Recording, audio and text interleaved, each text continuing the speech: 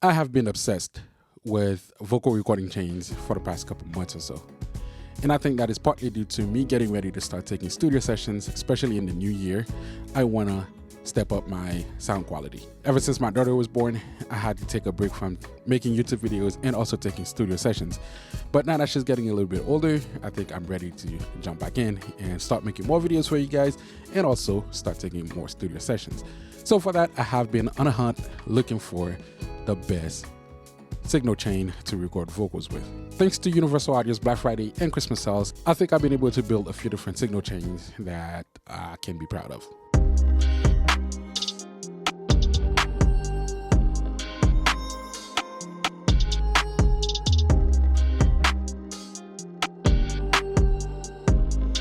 What's up guys, it's Eli. Welcome back to the channel for another video. And as you can see, today we're going to be talking about my signal chains. I have a few different options that I want to talk about today, and every time I'm talking about a signal chain, it's going to be the one that you are listening to. But before we get into it, make sure to drop a like and comment down below to show your support to the channel. And if you're new, don't forget to hit on the subscribe button and turn on the notification for more videos like this. I just want to put it out there, there's going to be 6 signal chains in total that we're going to be talking about today.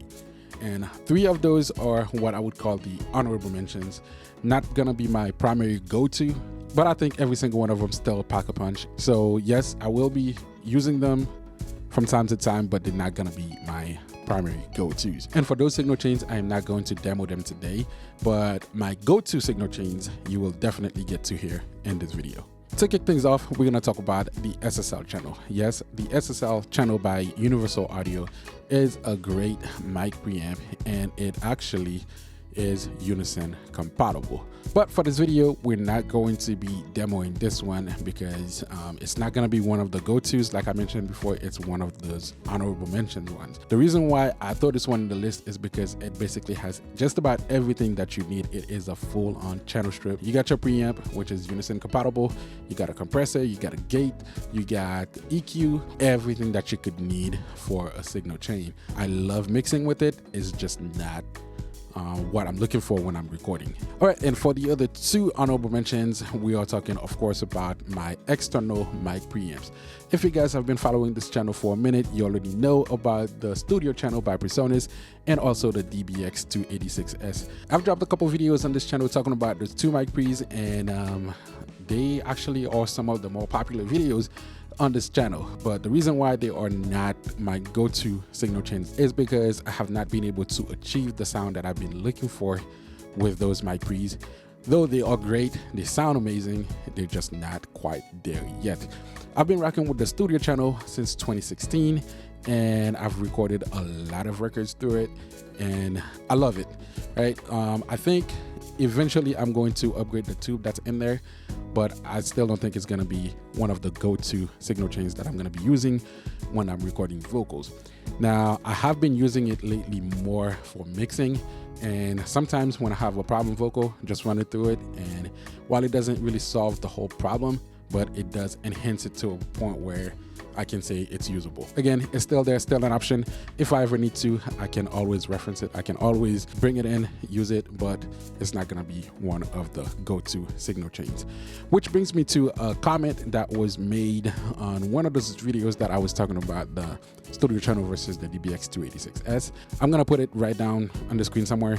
I don't remember exactly what the comment said, but it was something along the lines of which one would I recommend between the studio channel and the DBX286S for recording vocals. Obviously, based on how I've been using them, I would definitely recommend the studio channel for vocal recording and the DBX286S for podcast recordings and things like that.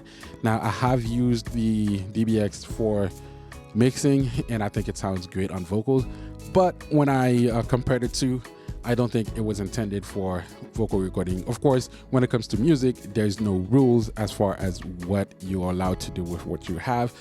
It's all about getting the sound. As long as you can get the sound, it doesn't matter what you use to get it. Personally, I would recommend the studio channel for vocal recording, where the DBX286S, I would definitely recommend it for podcast recording or like YouTube videos such as this one. And this brings us to the end of the honorable mentions. So now it's time to jump into my go-to signal chains. From this point forward, every time I'm talking about a signal chain, that's gonna be the one that you are listening to. At number 3, we are using the UA610B.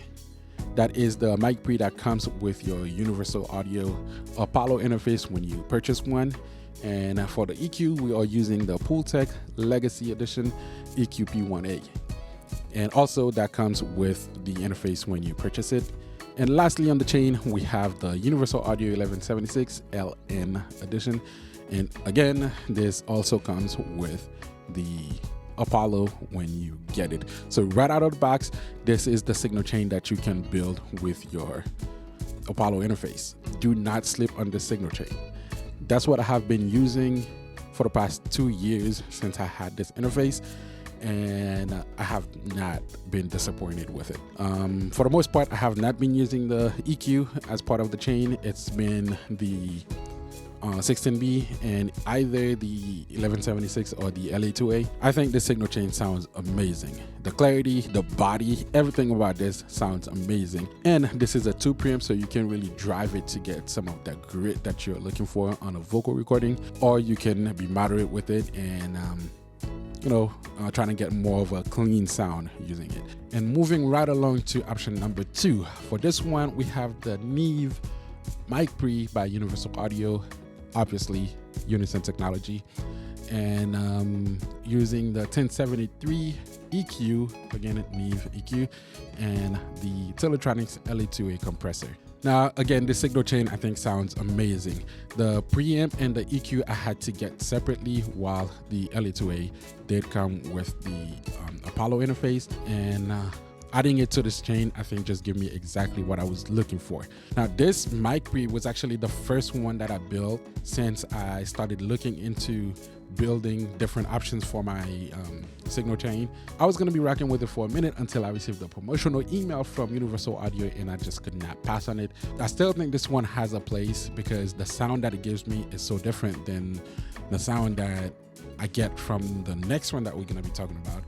But I couldn't pass on the other one. And again, that's not to say anything bad about this one. I think it's great. You guys be the judge in the comment. Let me know which one that you like better. Be the judge in the comment. Let me know which one you like. And last but definitely not least, we have the Neve 1073 and the TubeTech CL1B.